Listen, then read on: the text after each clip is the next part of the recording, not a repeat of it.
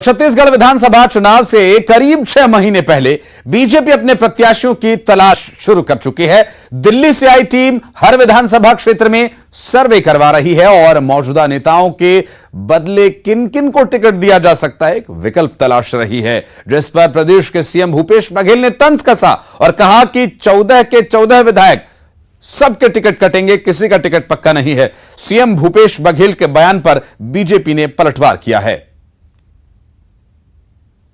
वो तो सीधी बात मैं पहले ही बोल रहा था, ये जो 14 बचे हैं वो किसी टिकट पक्का नहीं है ना। वो मैंने अजय चंद्राकर भी मोहन जी कहा आप जबरदस्ती अपना नंबर बढ़ाने के लिए अपना गला खराब करते हैं, लेकिन उससे कुछ फर्क नहीं पड़ना है। टिकट मिलेगा कि नहीं मिलेगा इसकी भी गारंटी नहीं है।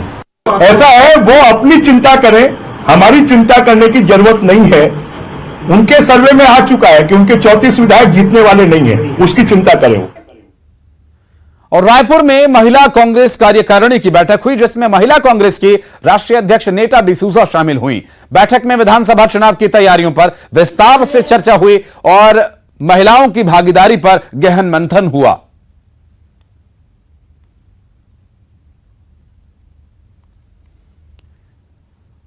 बलौदाबाजार से बड़ी खबर आपको बता दें, शराबबंदी को लेकर आबकारी मंत्री का बड़ा बयान। मंत्री कवासी लखमा ने बयान दिया कि आम जनता, किसान, मजदूर को देखकर शराबबंदी का फैसला लिया जाएगा और किसान को कितना नुकसान इससे हो सकता है इसको देखकर शराबबंदी लागू होगी। हालांकि इस विषय को लेकर कई बार अलग अलग तरह के बयान सामने आते रहे हैं, लेकिन अब उनका यह कहना है कि आम लोग, मजदूर लोगों और किसानों को देखकर ही यह फैसला लिया जाएगा।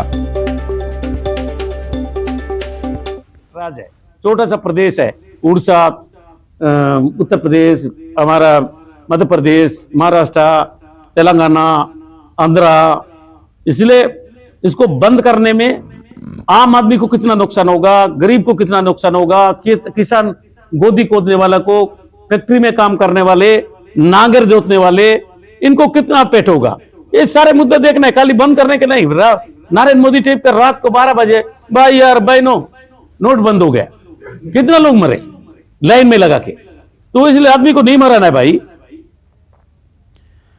और दुर्ग जिले के पाटन में 77वें छत्तीसगढ़ मनवा कुर्मी समाज के महाधिवेशन का आयोजन किया गया। महाधिवेशन में सीएम भूपेश बघेल शामिल हुए और लोगों को संबोधित किया। इस मौके पर सीएम भूपेश बघेल ने समाज को लाखों की सौगात दी। उन्होंने समाज के भवन निर्माण के लिए सरकारी दर पर जमीन उपलब्ध कराने की घोषणा की। इस मौके पर सीएम ने कई लोगों को सम्मानित किया, नए वर वधू को भी आशीर्वाद दिया। मनवा कुर्मी छत्तीसगढ़ समाज के वार्षिक अधिवेशन पाटन में हुआ और बड़ी संख्या में समाज के पूरे प्रदेश भर के प्रतिनिधि यहाँ उपस्थित हुए थे और समाज में बहुत सारे प्रस्ताव हुए जो समाज को आगे बढ़ाने के लिए, और मुख्य रूप से हमारे जो समाज है, खेतिहर समाज है और खेती किसानी करने वाले समाज है, और सरकार भी लगातार किसानों की उन्नति के लिए लगातार काम कर रही है, जिसका लाभ पूरे छत्तीसगढ़ के साथ साथ समाज। और प्रधानमंत्री आवास योजना को लेकर बीजेपी राज्य सरकार के खिलाफ हल्ला बोलेगी। गरीबों के आवास के मुद्दे को लेकर बीजेपी 15 मार्च को विधानसभा का घेराव करेगी। पूर्व मंत्री बृजमोहन अग्रवाल ने सरकार पर निशाना साधते हुए कहा कि सीएम भूपेश बघेल ने विधानसभा में कहा कि छत्तीसगढ़ में 8,44,000 मकान बन चुके हैं, जबकि 7,56,000 मकान बीजेपी के शासनकाल में बने हैं।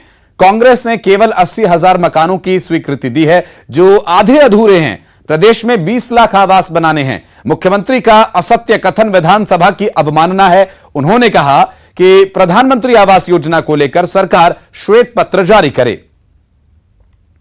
मुख्यमंत्री जी भूपेश बघेल ने छत्तीसगढ़ की विधानसभा में बजट भाषण में कहा कि हमने 8,44,000 मकान निर्मित कर दिए हैं।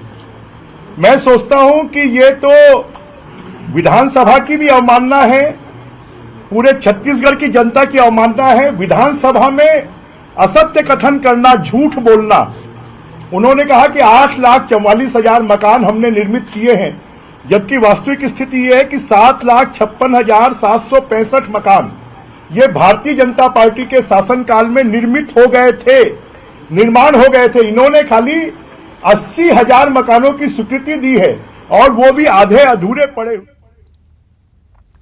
और मनेंद्रगढ़ में खाद्य मंत्री अमरजीत भगत ने बीजेपी नेताओं पर निशाना साधा।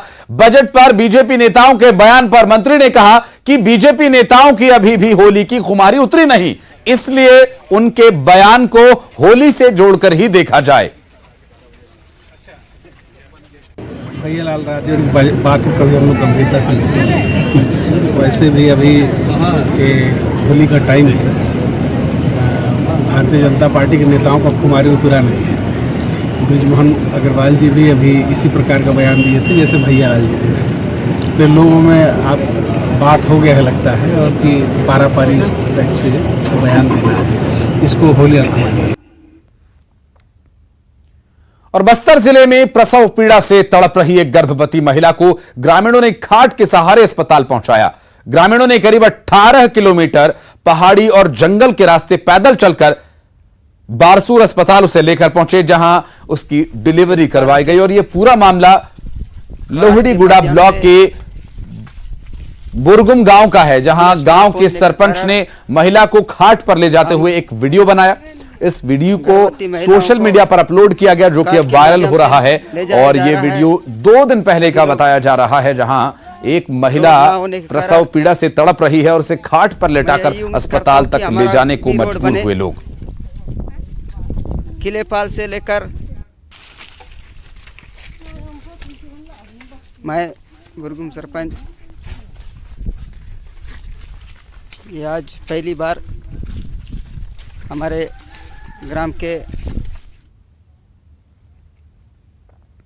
और बलरामपुर में पुलिस को बड़ी सफलता मिली है। 3 महिलाओं समेत 7 पूर्व नक्सलियों ने पुलिस अधीक्षक के सामने सरेंडर किया।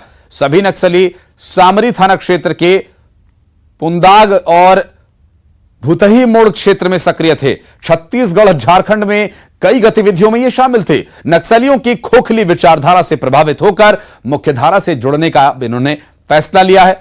जिले के एसपी ने नक्सलियों से समर्पण करने की अपील की है। ये लोग नक्सलियों की खोखली विचारधारा और उनके खोखले कार्यों से तंग आकर और पुलिस और प्रशासन की प्रभाव से मुख्यधारा में जुड़ने के लिए आज तैयार हुए हैं। इनकी ज्यादातर गतिविधियां जो छत्तीसगढ़ झारखंड बॉर्डर है उसमें रही हैं। अलग अलग जगहों पर गांव में जाके वसूली करना, गांव वालों के साथ मारपीट करना, सुरक्षा बलों के लिए और गांव वालों के लिए रास्तों पर आईडी लगाना, नक्सलियों के लिए खाना बनाना, नक्सलियों के लिए राशन लेके जाना और उनके बाकी लॉजिस्टिक सप्लाई इंश्योर करना। और अब नजर डालते हैं 25 बड़ी खबरों पर फटाफट अंदाज में। बलरामपुर में 7 पूर्व नक्सलियों ने किया सरेंडर। आत्मसमर्पण करने वालों में 3 महिला नक्सली शामिल। पुनर्वास नीति का दिया जाएगा लाभ।